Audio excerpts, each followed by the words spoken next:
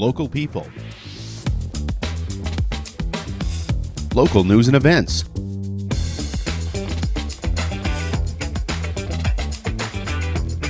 local sports, local matters. For all things Lloydminster and area, this is Live with Kurt Price. Welcome into the new Lloydminster Nissan. We are expecting more vehicles this week. More 2025 vehicles are arriving all the time here at the new Lloydminster Nissan, and the lot is already full. So come see us if you want to get behind the wheel of a brand new vehicle here at the new Lloydminster Nissan. We have got a beautiful 2025 Armada Pro 4X right in the showroom here. If you're looking for a truck, the Frontiers are fantastic on gas, and if you're looking for a family vehicle, the Armada or a beautiful Murano, and they've completely redesigned both. The Murano and the Armada have been redesigned for 2025. You can check them out here. Go for a test drive at the new Lloydminster Nissan. If you think they're nice on the exterior, wait till you see the interior. And until the end of the month here, you can get Alberta and Saskatchewan safeties done here at the new Lloydminster Nissan for only $79.99. We have Lana Lane and Laurie Harris joining us from the Hub of Healing. We're going to be finding out what the Hub of Healing is all about today. Superior Water specializes in nothing but water, and with over 22 years in the business, they're proud and confident that their water and service is superior. For iron filters, water softeners, reverse osmosis distillers, chlorine removal, and H2S odor removal, you can give Superior Water a call at 780-875-6636 or stop and see them at their 57th Avenue location. They're right beside Sheepskin Loft, and stay hydrated with pure, clean water. I drink Superior Water because I like the taste, and after all, it is Superior Water. Lloydminster Bobcats facing a must-win game tonight at the Civic Centre after dropping Game 3 last night in their series with Grand Prairie. The Bobcats gave up a couple of power play goals and lost 2-1. Game 4 tonight, 7 p.m. at the Civic Centre, and there is hope. Head coach Jeff Wojciechowski told us it's the Bobcats, and after all, they've been streaky all year. We've been a streaky team, and maybe we have to start the year, we get on a little bit of a, I wouldn't say a slide, but we took a way to find our groove and find a way to gather some points, lost some tight games. Then we went on a little bit of a stretch, and then, just after Christmas had a little bit of a lull, lost a few in a row. And then, it seems like when we win in bunches, we win in clumps. The Lloydminster Bandits are up against it tomorrow night when they play Wainwright. The Bandits must win in order to keep their dreams of the Northeast Alberta Junior B Hockey League title alive. The Bandits are down 3-2, and puck drop at the Civic Centre for Game 6 tomorrow night is 7 o'clock. Regardless of what happens, it will be the Bandits' final game at the Civic Centre. It might be the Bobcats' final game at the Civic Centre tonight. The future of women's hockey is coming to Lloydminster for the 2025 SO Cup. From April 20th to 26th, watch the host Lloydminster Steelers face off against 5 regional champions from across Canada at the Centennial Civic Centre. Full event ticket packages are on sale now, starting at $90. Visit hockeycanada.ca/SO Cup to get your tickets and be there when Canada's women's under-18 club champions are crowned. Lloydminster Ukrainian Cultural Association presents Dancing on the Border, a 4-day dance festival that starts tomorrow and runs through Sunday at the Vic Juba Theatre. There are 450 dancers from 14 different organizations and communities that will be in Lloydminster for the festival. 27 of those dancers are local to our community. Daryl Phillips told us that there is a lot on the line when it comes to getting on that stage. There is awards. We do have scholarships, and they are awarded medals based on their score, and then they'll go home and they'll work, and then they'll go to the next competition and hopefully improve. You can get your tickets at the door at the Vic Juba Theatre, and again, that starts tomorrow at noon. The B. Fisher Foundation is once again teaming up with Wickham Nurseryland for a Mother's Day fundraiser. You can order your hanging baskets, herbs, tomatoes, tropical baskets through bfisher.com. And new this year, you can even take a planting class, and part of the proceeds will go towards the B. Fisher organization as they fundraise for a wheelchair-accessible van. Kim Crockett told us that you can order your baskets, your herbs today, and a pickup date will be determined as soon as possible, mostly based on the amount of orders, but it will be before Mother's Day. That'll happen during the first week in May, before Mother's Day, and that's why we tied a little bit into Mom's Day, is that they will be available before Mother's Day actually happens. What we do is, Wendy, she's doing so many different plantings right now. She just needs to get understand how many or what the demand is for all of this, and then she'll assign us a date, and we'll communicate that to everybody that purchases through B. Fisher. The Voyager Games are taking place on Saturday here in Lloydminster at Weaver Park. Now, I just found out about this. We were just talking to Laurie Harris about this Voyager Games, but you guys are very excited about this. Laurie, tell us a little bit about Voyager Games. What is this all about? Well, the Voyager Games are to help promote Métis culture and just a good, fun activity. You can come down and try your hand at axe throwing, log sawing, setting a trap, snowshoe races, learn to jig. There's quite a few. I can't remember them all off the top of my head. And it's from 10 to 2, and there'll be a king and a queen and a king and a queen junior. So come on down and see if you could be a Voyager or not. Who's presenting that, Laurie? It's a partnership between Lloyd Public Schools, Lloyd Catholic Schools, Lloydminster Native Friendship Center, Lloydminster Museum and Archives, and Métis 18 local. Awesome. Get your nominations in today for Cupcakes for Caregivers.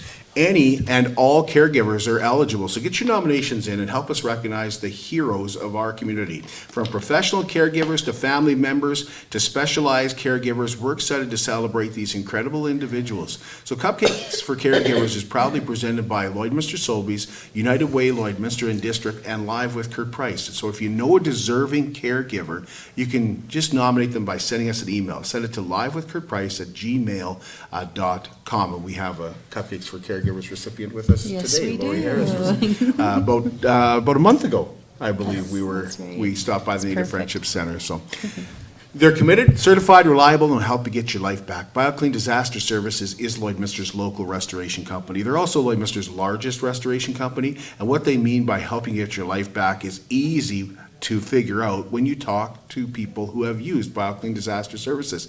Yes, it's about taking care of your belongings. Yes, it's about taking care of your property, but more than that, it's about keeping you up to date on what is happening with your restoration project and telling you exactly what is happening and doing it with your family in mind. That's BioClean Disaster Services at 1-833-246-8326.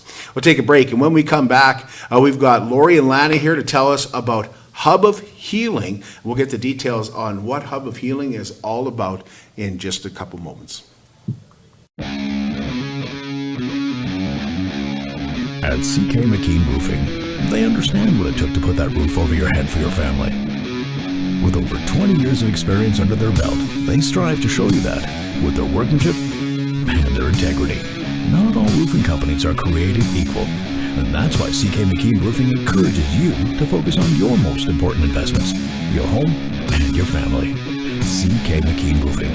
Roofers do it on top. At Diamond 7 Meats, we work with local farm families to provide a high-quality product and a great selection for you. Try our mouth-watering smokies, pulled pork, roast beef, and more, made pure and natural with no additives or fillers. We offer custom processing, and our experienced team works for you to provide a selection of sausage, burgers, and jerkies made to your specifications. Take your grilling to the next level with a Yoder smoker. Complete the grilling experience with a Canadian-made, award-winning line of House of Q barbecue sauces. We're locally owned and operated, and we look forward to seeing you today. At Lloydminster and District Co-op, membership matters more. Because being part of a co-op means you're connected to something bigger than yourself. From long-held legacy by those who built our communities, to people you call family, friends, and neighbors. When you're a Lloyd Co-op member, you're an owner in a local business that prides itself on purpose alongside profit. You earn cash back, you help support causes that matter most, and you're building a better way of life for the next generation. Membership matters more.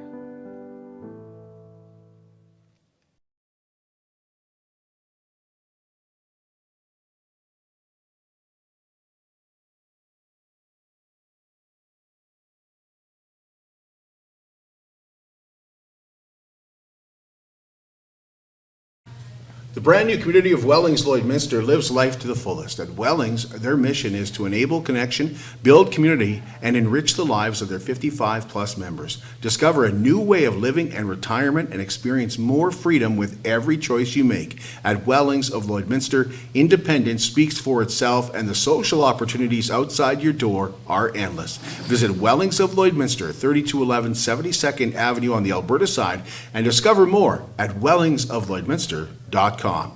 Pleased to have Lana Lane and Laurie Harris with us today here at the new Lloydminster Nissan to talk about Hub of Healing. But first, I must point out that Lana brought this awesome pie in. And if I had a fork, it might be gone already. I know. Yeah, hot out of the oven. It's still hot out of the oven. Yeah. So I appreciate that. Yeah. That is. Yeah. Do I have to share it with? Or can I take it? You can do whatever you want with it. You might have to share with Heather. Yeah, you might. Yeah, I I don't hope mind- you yeah. would share with Heather. Yeah. Faye sitting behind the camera going, I'm here. Yeah. Sorry, Faye, there's nothing to cut it with. But I'm excited to have you guys here to talk about Hub of Healing. When you mentioned Hub of Healing, I was unaware of Hub of Healing. When you contacted me about a month ago, Yeah. I was unaware of Hub of Healing, so I've done a little bit of research, know a little bit about it, but I want to find out from you ladies, what is Hub of Healing? For sure. Thank you. And thanks for having us in this morning. So it was actually in 2021 when I was working at Grace United Church as the family youth worker there, and was sitting down with the leadership team talking about our community and what was going on at the church, but what was really going on downtown. And so we realize, I think over and over again, that there are so many organizations, so many community groups, so many service agency groups that are all doing wonderful things, but we don't really know the ins and outs of really what they do. But the clients that we serve in that downtown community are all the same. And so we felt as a leadership group this was a time that maybe we could bring community service agency groups together and just have the conversations about what is it that we're seeing, who is it that we're dealing with, and how do we better as a team serve our community. So we're all, again, doing so many great things, but is there some duplicating of services? Are there things that we're maybe should be leaving to somebody else to do because maybe that's not our skill set? So it was May 2021 that we decided we'd bring all these service agency groups together. So started at Grace United Church, and we brought everybody together. And we talked about what is it that is really pressing in our community. And believe it or not, mental health was number one. So when we surveyed all of the groups, and we had, numerous people, we had up to 45, 50 people that were sitting around that table initially. So when we look at the survey results of what we got, we felt that we had a pretty good picture of what was going on in our community. So mental health being number one. Number two was the bi-provincial challenges. So of course, the challenges of living in a community where you have Alberta and Saskatchewan has always been a nightmare, I think, if you're trying to do stuff and run stuff in this community. So that was number two. Number three was connecting community. So again, I think that feel that we are all doing these amazing things, but how do we connect? How do we build stronger community by networking together? Number four was the healthcare needs of the clients that we serve. So when we think of the clients that we serve downtown, and I'm talking about marginalized populations that maybe don't have the luxuries that you and I do, but what are their needs? And so what are we seeing every day in the face of these people knocking on our door, and what is it that they're asking for? So how do we better identify what those needs are, and how do we better serve? And then number five was housing. And housing, again, when you're dealing with marginalized populations, that's a biggie. And we're going to talk a little bit more about that today because that's sort of where our focus has recently gone. But housing was number five. And then finally, it was transportation. So again, when we're thinking of people that are accessing all these services and they don't have a vehicle to get to and from, what does that look like? And so we just felt that we needed to be better. And so those meetings started in May, and they have been going since May 2021. We meet every second Tuesday of the month, and whoever can land themselves around the table at that time is there. So we're everywhere from 25 to 15. Okay, today we got 6. Because people's lives are busy and organizations are busy, but the work is action. So the goal is to focus on things that are going on in our community, and how do we network together, and let's do some acting. And right now, homelessness and that issue of that has sort of landed itself, and that's kind of where our focus is, and I guess why we're here today too. So when you say we meet, like, do different organizations come to those meetings Yes, as well? yes, and we welcome community members as well. So it's really whoever feels drawn to the agenda, I suppose, because the agenda kind of changes out all the time. But because mental health was one of our focuses and one that everybody needed and wanted, our meetings are 2 hours every second Tuesday of the month at Grace United Church. And we always start with that welcome of whoever's around the table, and then there's a mental health strategy shared. And the strategy is usually shared by myself because I do a lot of work in that field. And the expectation, I suppose, is that you involve yourself in that activity, but the goal is you go home and you share with your family and loved ones, but that you also take it to your workplace. I think all of us in the craziness and the chaos of our world today are needing that mental health strategy. And so there's a multi-range of strategies that we share. So every day, every meeting that we come together, there is a mental health strategy shared. And again, because we're so fortunate to be on Treaty 6 territory, we always have a land acknowledgement, and we do it chorally. It's almost like a chant. And so I think it's a way of bringing us all together on the land that we all share. And so we have that as part of our meetings. And then because it is a group of action, there are usually 3 or 4 focuses that we do.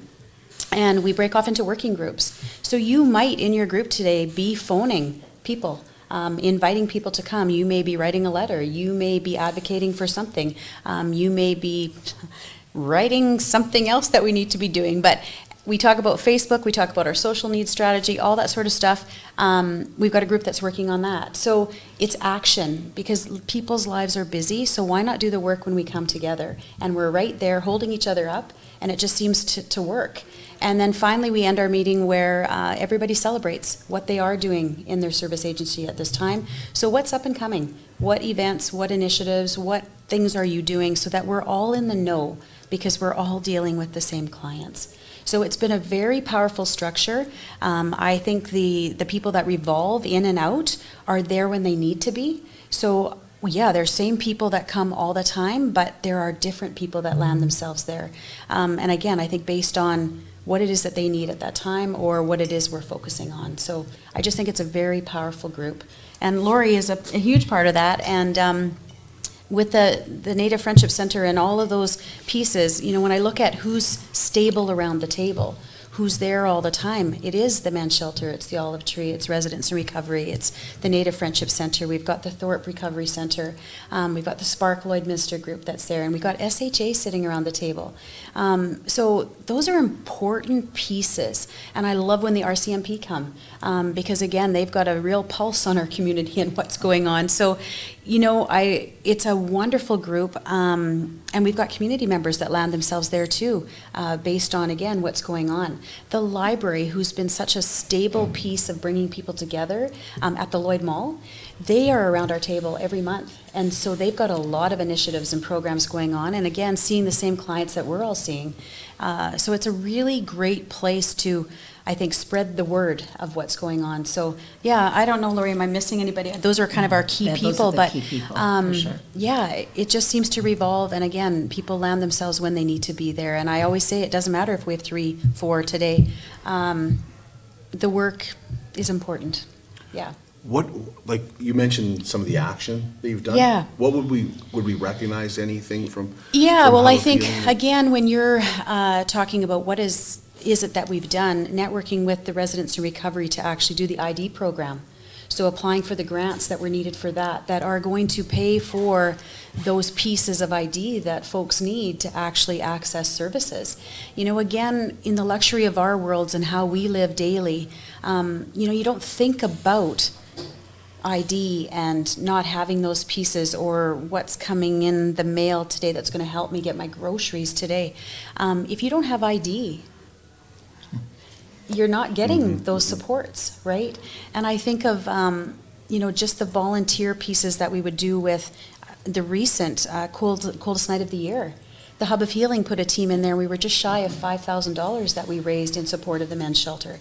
So I think it's asking those questions of those service agency groups that come to our table, and how is it that we can support you? And I think right now they've said it's the educational pieces. We're all on the ground running, but can you help us in the networking of people in our community to let them know what housing issues are in our community? So that's kind of brought Laurie and I together now for what we have developed with these workshops. So it's educational workshops, and so we are throwing those out to the community, whoever wants it. You know, it's a half an hour, 45-minute conversation, slide deck show about digesting what is really going on with homelessness in our community, and how we're supporting the Olive Tree, how we're supporting those street teams, how we're supporting the men's shelter, the Native Friendship Center, and again, Spark and Thorpe, everyone.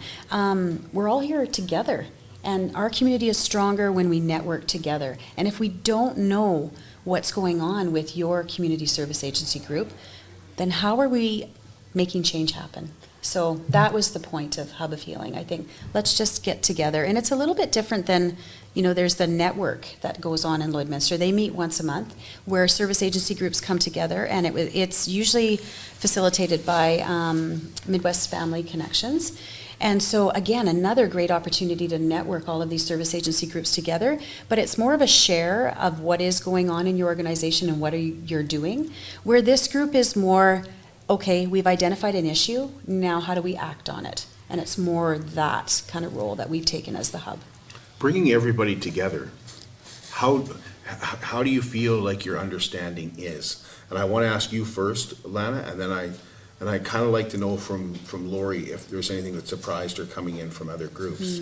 But is there anything, like, what is it, like, do you feel like you've got a good grasp on what is happening out there? Yeah. And when you hear people, you can identify misinformation immediately? Yeah, and I think that again is the point of our group. Because there is a lot of misinformation. Right, and for sure. And so if we have Kagan sitting there giving us his report at that month meeting, and, you know, Becky has sent in her Olive Tree report, and we know what's going on with residents in recovery with Tyler, and we've got Spark sitting around the table, and we've got Thorpe there. We feel we've got a pretty good pulse, and I think, again, that is the why we do what we do. Because we are all dealing with the same clients. And I say that because I was working at Grace as a family youth worker. So I was there when those folks were coming to get their food on Thursday at Outreach. And I was there when they were coming in for their coffee and muffins, when we were trying to bring everybody together and have conversations and just know that you're welcome here. So I feel that those meetings is how we keep a pulse on what's going, and if we've actually got the people around the table and they're expected to share some sort of a report, and they're letting us know what it is that we can do to support them, then we're all as a team, right? And I think that's, yeah, I would say I have a pretty, I say I have a pretty good pulse, but then I know this gal definitely has the pulse because she's in it every day. So yeah, you can add to that, Laurie. Yeah, like we're, you know, at the center, we do work with it every day. And one good thing that really I felt came out of the initial meetings that I went to was a duplication of services between some of our agencies. So now we're the place that they come for their hygiene packages, and we provide breakfast. So those are the two things that we're the only one that's doing that right now.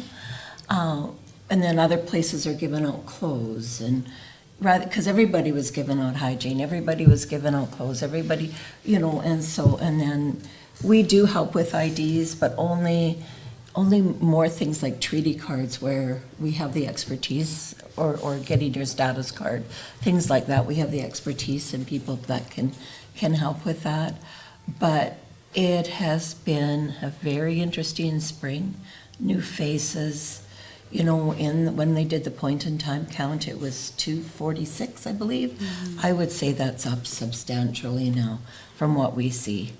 And we have regulars and we have new faces every day that we're serving and helping, and just in any way we can. And almost always food-wise, we do have food, but we also have a community advocate that helps. But the homeless population is growing substantially, I think, and I just really don't know what's going to happen this summer. And yeah.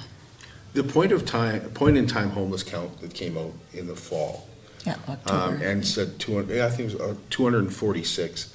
Immediately you saw people going, that's very low, that's low. Did you guys feel like it was low? Or did you feel like it was? Well, you know, we have these conversations around our table all the time, and I think Becky and Tyler and Kagan would all say that that's what we saw that night. In behind all that, there are a lot more, right, that we wouldn't have identified. So even when I pull out the actual document of those people that were surveyed that night, 41 were accessing the emergency shelter, which we have 28 beds for, right? In the men's shelter. 62 were unsheltered, so they might be in a vehicle or they might be in an encampment. 28 were couch surfing. 8 were in a hotel or a motel that they were funding on their own. Some were in transitional housing, so they might be at residence recovery, they might be in Catholic social services housing that we have. Public systems, so the Jordan's Principles, so those families that are supported through Jordan's Principle and the Native Friendship Center. One was in an RCMP holding cell, and then 17 were unsure. So that makes up those 246 of the people we saw. And so when we have these conversations around the table, we know that there were most likely more than that. But that 246 is what we were actually able to see and have those conversations with the people that night. Yeah. So Laurie, when you say you're seeing new faces all the time, do you know where they're coming from? Not necessarily. We try to have a conversation with them, you know, like, oh, I haven't seen you here, where, you know, when we don't always have time because it's so busy, but you know, well, I came to town and I've got no way to go home, is what they'll often say, or thought it would be better here, or, I mean, there's multiple reasons why they're in this situation. But, you know, when you participate in that point in time count, which I got to at our center for the people that come in for soup and bannock and other services that day, the reasons why they're where they're at are vast and numerous. They're not just, I'm an addict. Yes, addiction's huge, mental health is huge, but 2 were war veterans, living on the streets, which is so sad to me. You know, you serve our country and this is where you end up. And then one fellow had, their teenage daughter had died. Him and his wife just couldn't make it work, and he left everything and left with nothing. He was an engineer and he was just struggling getting back on his feet. And then often when those tragic trauma things happen, people turn to an addiction, but something's happened first. And I think that's the piece that people don't understand, that trauma plays a big part in how they end up where they are. They don't want to be where they are. 98% wanted a better life and a home when we did the survey. So that tells me that we as humanity, we as a population, we need to be doing more. It feels like it comes in cycles all the time. Like if I were to look back on my show, I would say every fall, homelessness becomes a major issue. By November, it's gone. It's not in the mainstream any longer. It's disappeared. And then it comes back a little bit during the summer, and then fall, it feels like it picks up again. Am I off here, Laurie, or is it? They don't disappear. But it feels like it becomes a concern. That's more of what I mean, is it's in the public eye. Now it's not in the public eye. Now nobody's talking about it. Now people are talking about it. When it's nicer, they're not maybe as hidden away, but if you know where they are, and if you saw what we see every day, I would just invite someone to come in and be at the center for a day and just watch. Just watch, and have conversations with people and find out what's going on. In the winter, they're in survival mode. And if they can find a little tent to put a heater in and be out of the way, and you know, you might see them come for food and then go back to their, but the hardest thing for me this year was when it was 40 below and there's no warming van until whatever time at night it started, was 10 at night or something. And they had no place to go. When we closed down at 4:30, you're sending people out in 40 below weather to survive. And we would see them the next morning. They would be exhausted. They'd come in for coffee. They'd have frostbite. They walked all night so that they didn't freeze to death. And that's just, so sad to me. And someone said to me,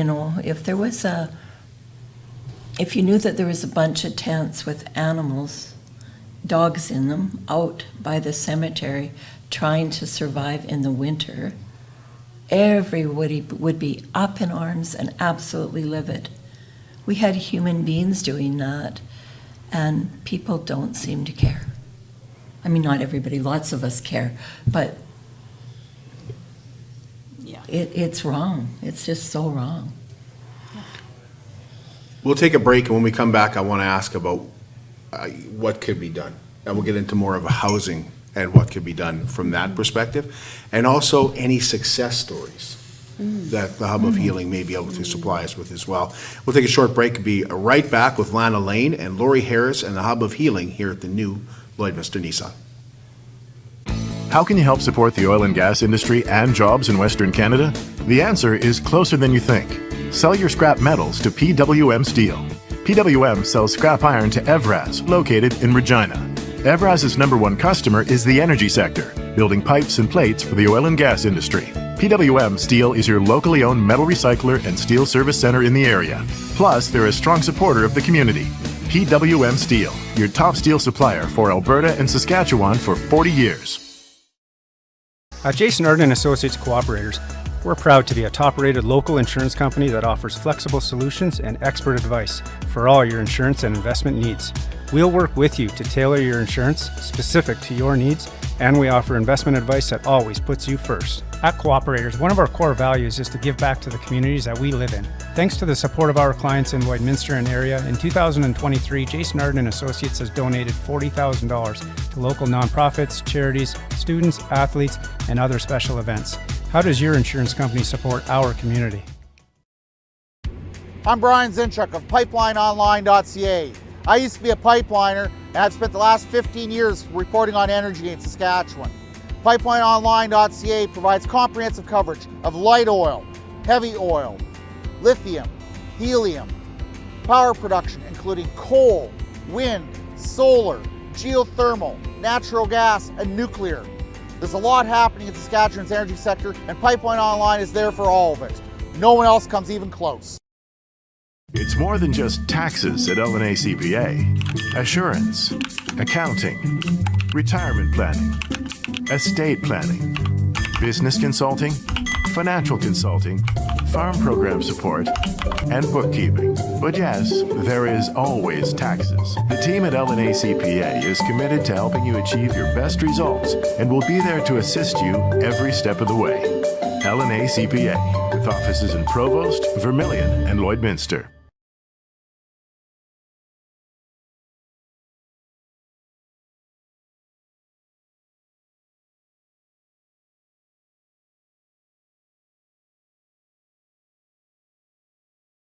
Welcome back to the new Lloydminster Nissan, and we are excited to have Laurie Harris and Lana Lane with us to talk about the Hub of Healing. And if there's one thing that I had no idea what Hub of Healing was, I now kind of understand that it's bringing organizations together. Laurie, when the Native Friendship Center, from your perspective, when you guys first got involved with Hub of Healing and you sat down with these different organizations, was there anything that surprised you? Was there anything you didn't realize? Like, what did you learn? Well, it was actually really great for me because my daughter invited me. She said, "Mom, I've been going to this Hub of Healing that Lana, and we go way back." And she said, "I think this is where you belong. I think you should come." So I got permission from my supervisor to start going, and I thought, yes, this is a place that something can happen. We all talk about caring, but what can we do? And here, at least, I feel that we're doing something. we're trying to do something. And there are some accomplishments. Yeah, I think from 2021 where we've gone, I think we're starting to feel that we've got the right people now around the table to actually make things happen. And so when I think of who we have around the table, what they're doing on the ground, and how we can support them in the background, I guess, in a way, I think of the Olive Tree and the home-based program that Becky and her team have just been going hard with. Where we would have, I think at one time, like you said, had about 18 people that we've actually found places for, but we've wrapped the services and the supports around those folks. And so you've said it, Laurie, too. We can't just take somebody off the street and put them in this nice little apartment and think that things are going to go well. They need the wraparound supports. And so unfortunately, with that comes also funding and money to do that. We need workers to support that wraparound servicing. So when I think, and I have a dear friend who's also doing that right now, and she is the one that's helping these folks fill out paperwork, getting them to the places where they need to go, making sure that they have groceries so that they can survive this week in their place, checking in every week to make sure that the place is in good standing and that things are going well. So we can't just take those 246 people that we know and that we saw, put them in these places without the wraparound support. So that's where I think the advocation piece comes from for our group. Again, if we all know that, we start advocating. And so when I look at just recently what's been going on in the hub, and it wasn't housing specifically, but we also know with this comes a whole gamut of sexual health concerns, right? Even when you think of the clients that we're dealing with. And so part of our advocation at the hub right now has been advocating for an actual sexual health clinic. And so because SHA is sitting around our table, we started to realize that the number of people that are accessing services because of, sexually transmitted diseases, and that was a jaw-dropping moment for me to realize that we had so many folks in our community that have sexually transmitted diseases, but with that again comes that mental health support and the struggle, and often they are also on the street. So we start to see all these connective pieces. So I think Hub has become not only advocation, I guess, that way. So writing our MLAs, drafting these emails, doing letters, pushing all that on behalf of Hub. And when you start to see all these community agencies signed under that, maybe we're moving along a little bit more. Colleen Young, who attended our meetings, and she gets our regular meeting minutes and stuff, has a pulse on what we're doing. So we've opened up those conversations. So again, that's another space and an avenue that we can go with. So I applaud, the groups of Tyler, Becky, and Kagan and what they're trying to do. And I guess what we're trying to do is tell us what you need us to do to make the road a little easier for you. And if we can navigate some of the other outside stuff, we've got a group that, we can do that. And again, if we're all sitting around the table and we know what's going on, then we're going to have a better chance, hopefully, of making and having some success. As you're talking, my brain is going at 1,000, so I hope I don't forget anything. But like the first thing I think was, how long has that been happening? How long have you been? Has the sexual transmitted disease been at the forefront of what? Well, I would say in the last couple of years, for sure, it's really hit the forefront. You're the first person I've heard mention it. Oh my gosh. Again, my jaw dropped. And we deal with some privacy issues also there, because we're not identifying these clients to the public, right? Of course, so when they come as reps from SHA, so our social workers that are sitting around the table, trying to get these clinics and trying to get these supportive places happening so that they can actually do their job more efficiently and support people that are in this struggle. They can't give us names, they can't really give us a whole lot of stuff, but when they say, we have 40 clients in Lloydminster that have AIDS, and we need to sit down with them and we need to let them know that this isn't a death sentence, that if you're on the proper medication and you're getting the proper support, you can live a very normal life. And so there's the mental health pieces of that. There's the actual physical well-being pieces of that. And many of these folks don't realize that if they did have the meds and they did, involve themselves in some of those supportive meetings and places, they'd live a very, productive and normalized life, right? So I was, Kurt, and then again, she brought up, it's not just that, but many of them would be homeless. So now look at how we've all tied this back to, if we could give everybody a loving and caring space with the proper wraparound supports, we would just see, I think, a better, vibrant community.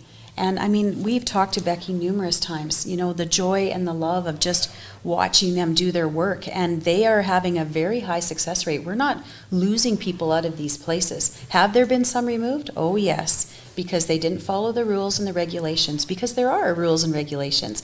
If we're putting you up in this space, this is the expectation.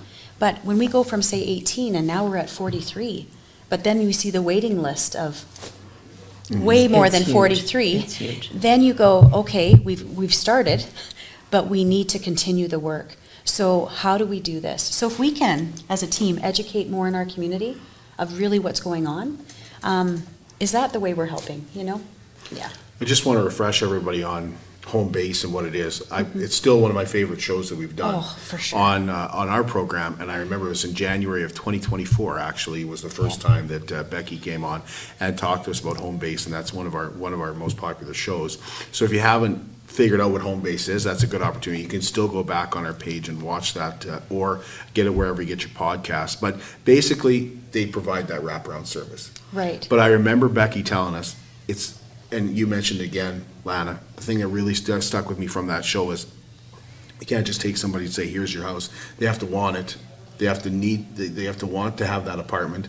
They have to have the ability to maintain that apartment. Right. And you kind of have to, you can't, we're all walking you can the lead journey, a horse to right? water, but Yeah. you can't make him drink. And you have Right? to support and help. And, I think what struck me many times as facilitator at the Hub of Healing, and I hear it and see it all the time, and I would consider myself a very loving and caring, compassionate person.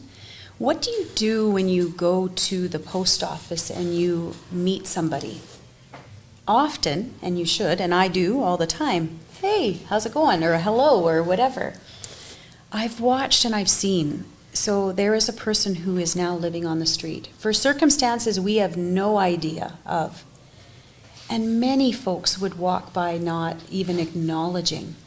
For many of these people, it is about acknowledgement. We all want to be acknowledged. We all want to know that we matter in some capacity in this community and in this world that we live.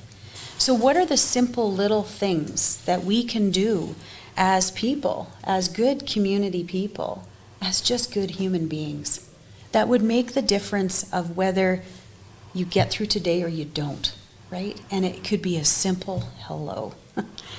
And I have a great story because Laurie, again, is, I think, one of our most compassionate people I know, seeing the need, and I don't know, just share the story of how you lit somebody up one day, right? Oh, I was on my way to work, and I went through the Tim Hortons drive-through, and I saw one of our guys that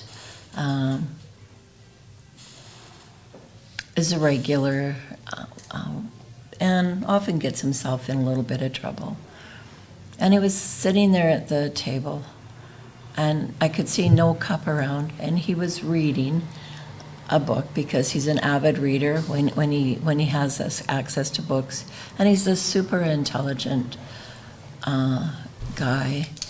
And we'd got our stuff. I had 2 coworkers, and I said, I really want to go buy this man breakfast.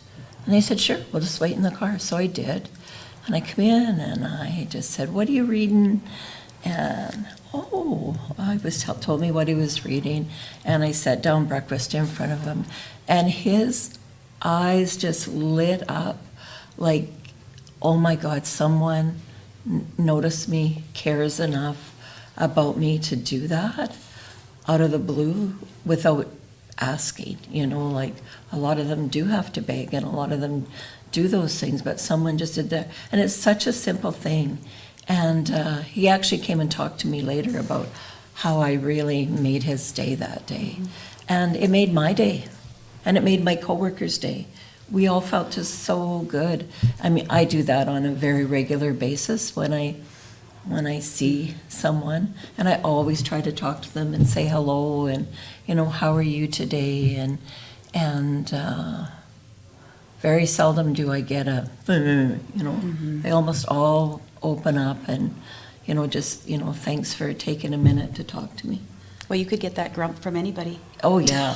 Right? It doesn't have to be. That but, is you know, very true. Just listening to Laurie, it makes me just smile when she can tell us that she knows he's intelligent, she knows that he's a good reader, and she's taken some time to just know a little bit more about you. We all just want to be acknowledged in that small, simple way. And a simple hello doesn't take much to do, right? But I watch and I see people, depending on what you're wearing, depending on how you look, does that determine if you're getting the hi or the how's it going today from me? It shouldn't, right? You have no idea what circumstance has landed this individual. And for many of them, and I think for many of us, you know, we're one check away from not having the life that we have today. Or right? one trauma away. Or one trauma away. I mean, one of the individuals I remember, and this was a few years ago, right when Hub of Healing was just starting, we befriended an individual at the church who had been in a car accident and suffered a brain injury as a result of the car accident. And him and his wife just couldn't get through it. So she couldn't get through what happened and how he now was. That's how he landed himself on the street. Right? It's, you know, these trauma pieces, they're big. And I think, again, in our world, the way we are today, the uncertainty and just everything that we are being hit with, people are struggling. And sometimes the struggle becomes really real when you land yourself not with a home. Well, I've looking at housing prices, for example. It was just announced, the Liberals announced no GST on a house up to $1 million. The Conservatives said no GST on a first-time house up to $1.3 million. And people are thinking, well, where are we finding these $1 million houses? Well, in Canada, if you're in Ontario or British Columbia, it's very common to find a house for $1 million. It's not so much in Lloydminster, but even here, it's hard to find affordable housing. Oh, for sure. For sure it is. Yeah, and I think part of our educational workshop, well, I can pull out the data. By 2031, so the year 2031, Lloydminster, at the rate we're going now, and we'll be behind, we need to have over 2,300 new housing opportunities for people. And this is not in your affordable market per se. This is across the gamut. So we're going to need... This is everything, This right? is everything, right? We are going to... And how that all gets divided is how it all gets divided based on the data that the results are showing. But 2,300 units. What does that look like, Kurt? Like, you know, like... It's a lot of apartment buildings. It's a lot of apartments. It has to be, right? Right? Like... Yeah, like we're behind already in that affordable housing piece, and even with the supportive housing pieces that we're looking at, the wait list for individuals to be on the supportive housing piece, we're not getting through the wait list very quickly here, right? It's I mean, our shelters are full, both with the men's shelter and with the women's shelter, full. We have no youth shelter. And we do have young people. Oh. Like we had 2 17-year-olds the other day, and I know a 16-year-old girl that's been living on the streets. Unfortunately, women get really easily taken advantage of because someone will say, oh, you can stay here, but not without cost. And I don't want to say it online, but you know, so yeah, they have a place to stay, but they're paying big time for that place to stay. And they're so broken, and they turn to the drugs and you know, just to numb the pain, and it's just so tragic. I know about 4 or 5 young women that we have come into our center that are in that kind of a boat. And it just makes me sick. And there's no place for them to go. I'll share a story, and this again was back more 2021, 2022, and the reason I think that we feel that Hub of Healing is the way to go with support in our community. But it was actually through Grace United Church. They were running what they call Meals and More. So we opened up a Meals and More program which really targeted individuals that were struggling with how to make meals. And then we found out that many of them were on the street. Some of them were clients of Residents in Recovery, so they were in some housing there on the road to recovery, but still needing that recovery. And so we opened up this program, and I remember one of the individuals, he was on his bike because that was his mode of transportation, and he asked me if he could bring his bike into the church so that obviously somebody wouldn't steal it. And for sure, his bike came in, and he just said, like, he broke down in the foyer of the church, and he just said, I can't believe that you are letting me in. One, I'm late, and two, I'm going to walk away with all this food tonight that you're going to feed me. This place has changed my life, right? And so this individual who was at that time housed through Residents in Recovery, which we no longer have in the individual capacity to support those individuals, but providing a cooking program where you could come in the community of our kitchen with single moms, grandmas in the kitchen, somebody like myself who's, you know, a businesswoman working full-time job, all that sort of stuff, and just come and cook in the community of kitchen. And then walk away with meals and be uplifted. And I just kept telling myself, if I could make the relationship with this individual, would I be the voice of reason or the reason why he wouldn't choose a certain path if life gets really hard again, right? That is what keeps me going, right? If I can be the voice of reason or somebody that they know loves and cares and is concerned for them, will they think twice before they make a decision that will affect the rest of their life in maybe not the most positive ways, right? So there is so much work to be done, Kurt. But I think what Laurie and I are trying to do, as well as the Hub, is start these educational workshops where we provide a little bit more info with the debunking of some of the myths that we hear out there and some of the non-factual pieces. Just learn a little bit more, because I think if we learn a little bit more about each other and we can understand and appreciate where people are coming from and we hear the stories, we will all be better in how we move forward to solve this problem. When you say workshops, are you thinking like every second Tuesday? Is that No, I'm thinking what we're throwing this out to the community, and I think that's why we're here. We want to get into businesses. We want to get into service agency groups. We want to go to Rotary. We want to go to, whatever group you are, and actually do a workshop, which is a 30-minute, 45-minute slide deck presentation, open up conversation, throw some stuff at you and see what you know or don't know. And then just have conversation about what it is we know now and maybe where we can go to start and continue, I suppose, the solution to this problem in our community. So we've been asked to go to Sonova, so we're just waiting on setting up a date. And that's going to go to their staff. Like, their staff are going to be invited to come, probably with some incentive, but because it needs to be every individual. If we ever want to change and make a difference, that changes their attitude and their mindset about, they're scary and I don't want to have anything to do with them, or I don't care about that, that doesn't affect me. We need to change that mentality, and we need to change it with the whole community, not just the caring organizations, not just the churches, but everybody. So we had a little neat thing happen. A teacher from Lloydminster brought his class, and they walked all over downtown, and then they camped at Grace United, and then they invited people. I was one of the guests, and Lana got to talk to them the next day because she was busy that night. But they had Residents Recovery, and Tigra Lee was there from Vermilion Equity, and myself, the mayor was there, the police were there. Tyler was there. So there was a good group of, Kagan was there from the shelter.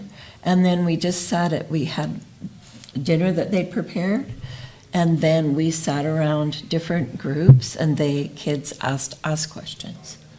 And it was, we got to present do a mini presentation at the beginning, and then just talk about what we do and our connection. And the kids asked some powerful questions. And so now we have a group of 28 kids that have gone back and care now. And I think, man, that's powerful. Mm-hmm. A group of youth that care, they've got some new knowledge. They're going to make great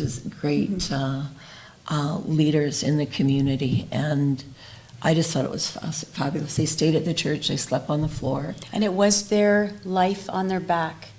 So the teacher's insight to actually run these students through what it would be like to live on the streets, I guess, but also they had the shelter of the church that night. They didn't sleep outside. He wanted to, but that was maybe a bit far. It was not allowed. But I even think of the outreach at the church who provided the meal and had that conversation. They were part of that evening as well. And then when I was able to wrap it up with the Hub of Healing the next morning, it was mind-blowing to me, and this was sort of consensus in the room with these individuals, and I think there were about 28 of them or something? 28 kids, yeah. So their response was, we can't believe how many people are out there trying to help. Mm-hmm. That was their feel, that there's all these organizations and there's all these people that are trying to help, and I can't help but feel on the other end going, what else do we need to do? We're trying to help, and here was this positive, just sort of almost refreshing group that said, look at all the people that are here helping. You're doing great things. And then us on the other side going, not enough. We're not enough. We got to keep going. We got to figure out different ways. We got to be more effective. But there again, I think, is melding the youth of today with hopefully the wisdom of all the caregiving organizations and service agency groups. The power in us eventually getting to the wider community to really make a difference. And I think Laurie hit it. It can't be just us running. It has to be the wider community, and we will not move forward if we're not educated. So we need to get educated. So that, I suppose, is where we're at now in trying to reach out to service groups. Right, whoever. We could come to Nissan. We could have a staff meeting time with you guys, and we could sit here and we could just say, because I think the more people that get talking about it, because you said it. Oh, Lana, it just seems that, we cycle around. It's the same thing. We keep having the conversations in the fall. And you're right, this does not stop for us in the spring. Yes, maybe the mobile shelter isn't going, but these conversations continue. The people are still and here. The advocating is still happening, and we're doing all this stuff. But the hoops and the red tape and all the stuff you have to go through, we sit down in the fall and we start talking, okay, what is it looking now this year? And we lost a key partner in this, Glenn Fagnan, who sat around our table at Hub, was a key person in all of this, right? Because all of that transportation, housing, mental health needs, all of that stuff is all a person, or all what we're dealing with, How would you get a hold of Hub of Healing if you wanted to bring them into your organization or business? Can they do an email? Yeah, it's Lloyd. Yeah, so do you want to? Yeah, I'll read it. Yeah. So we have an Hub of Healing 2025 at gmail.com, and the Hub, H is capital and the healing is capital. Okay. Yeah. At gmail.com, right? Yeah. And also through the church. If somebody were, lost that email or whatever, you could phone Grace United Church. We meet there second Tuesday of every month. And so we welcome community members. If somebody wanted to just come in, sit on in on a meeting and just learn a little bit more what we're about, you are most welcome. And you don't have to let us know. You just can show up. We've got people, that door is revolving. So we welcome anybody. Okay. Now, there's a housing symposium. Yeah, the symposium's coming on May 7th. Is it symposium? Yeah, symposium. I think it is, right? Housing yeah. So the housing symposium will be on the 7th. So again, we're encouraging as many people to attend that. I think the more community members that attend outside of service agency group workers would be very valuable. It's a full day.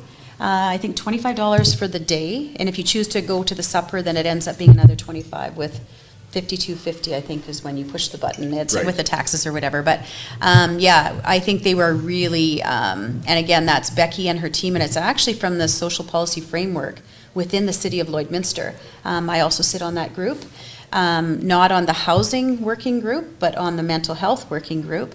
And so the housing group of that social policy framework that has now been devised by the city of Lloydminster is helping us negotiate some of those red tape kinds of pieces. And once it hits that municipal level, maybe things happen at a quicker rate. So this social policy framework group, the working group under housing, is putting together this housing symposium. So your key partners, when you talk about housing in our community, will be at that table. And it is a full day of education and learning. And I think what an opportunity to dispel some of all that stuff that we've been dealing with. And if you're wanting to learn more and you're wondering the why we have the problem that we have, this would be a good day for everybody to attend. We're going to have them on. We've already contacted them. That's to come on the perfect, show. yeah. They're going to come on and talk Yeah, about because I think how people are to can get register, involved. right? Like, Yeah. I think through the Chamber of Commerce is where you're supposed to be registering. That's who I through. talked to. Yeah, Yeah. yeah. So- I believe they have a couple people coming that have had some great success in their communities and are going to share how they've approached it and what they've done that was very successful. So that'll be exciting to hear those. If you had to look into the future, 2-3 years from now, are all these things, how confident do you feel that these things are going to be making a difference and we're going to see less people? That's after all the goal, right? Yeah. Well, and I think every day you can make a difference. And I think if we can increase the number of people that are making the difference for people that are in this situation, we're going to be better for it. So I don't know, it was 2021, we're 2025, and I do think we have the right people around the table now, and there's some amazing things going on. So yeah, I think we just got to keep pushing the buttons, and I'm really happy that the city now has got this social policy framework, because that helps us negotiate some of the red tape that always goes with these types of things. And so the more people that we have on board with that, I think, I think we can be positive and we can look forward. But I will end it, I think today, for me, that we all just have to be a little bit better individually on how we treat people. And Laurie, you've been, for 27 years, you've been doing this. And I think that Probably longer than that.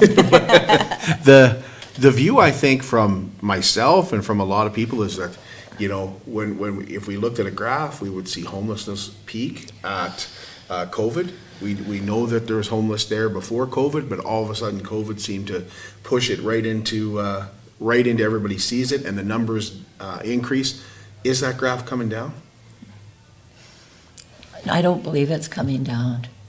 I think that COVID did a number on people, and I think addictions are higher than ever, and our drug and alcohol abuse in our community is pretty darn high, and mental health went through the roof. So we're still suffering the consequences of that. And I mean, there's just it's so complex, all the reasons. And I don't think the numbers are going to, our numbers in Lloyd went up.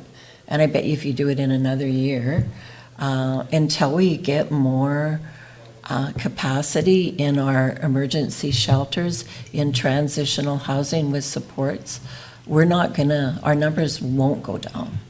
Those things are crucial and the program Becky's doing with the Homes for All, those things are crucial, and it means government funding, government support, community support and understanding, and I think that's been one of the biggest hurdles to expansion is community not really understanding the basic needs. Yeah.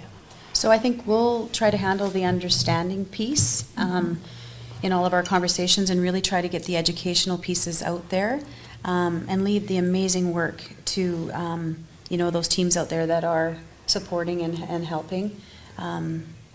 But yeah, I think we all have a piece in this, right? Yeah. One thing I want to ask, because if I don't ask it, there might be somebody going, I thought of that too. I wanted to know, when you're talking about the STD, are you talking about a physical location? Are we talking about a clinic that opens up? Yeah, Are we talking about, or just information? Yeah, no, I think it'll start with the informational pieces. I mean, we've got all the social workers on the ground running already, so Okay. they are providing those pieces for individuals if they're seeking out that support and help. But we're actually looking at a physical space. And unfortunately, again, when we think of the health world, the Reginas, the North Battlefords, the Saskatoons always seem to get maybe some of these pieces. But when we start looking at the numbers and sort of the trend that we're seeing, I think there definitely needs to be some advocacy for that type of service, which would mean a space where people could go. And it's a safe place. It's such a sensitive topic that, people, but if there was a safe clinic where they could go and know everybody in that room is in the same boat somehow, and they get all the follow-up testing and all the follow-up care that needs to happen, and make that connection in that environment, there'd be such a better chance of success, or people getting even diagnosed in the first place. There's a lot of undiagnosed. Yeah, well, a lot of stigma comes with that, right? So, I mean, there's a fear and a stigma for sure, so people are hesitant maybe to take that step. So if there was an actual safe place, a clinic that people could go, and for everybody to learn about what does that sexual health look like for all individuals, right? And it would be just a welcome space for everyone. So, yeah. I appreciate that. I was just sitting in the back of my mind. It was something that I wanted to ask. Things been coming so fast. Oh, I know. There's lots happening, but that's the beauty of our work, right? Whatever lands on our doorstep, that's kind of what we try to. And so I think I will finally close, Kurt, maybe with, I know Tyler, Kagan, and Becky all say, if people are wondering what they can do, aside from the simple hello and just greet people and acknowledge people, phone their locations. They are always looking for volunteers and support and help in numerous different ways. So reach out. If you are really, wondering what you can do, phone those places because they are welcoming that support. Thank you both. Appreciate it. Thank you for having us. Thank you. And we will be talking about that housing symposium. We will be having that come up in the future, and I've been asked to moderate a couple of panels. That's awesome. For that, so I'm looking forward to that as well. And appreciate you both. Thank you. Thanks for having us. Appreciate the pies. Yes, well, you enjoy that pie. We'll be back with you on Tuesday. We're not back till Tuesday. And we've got a couple of events that are taking place. We're going to talk about the community dinner theater in Kid Scotty, and we've got more to come all next week right here from the new Lloydminster Nissan.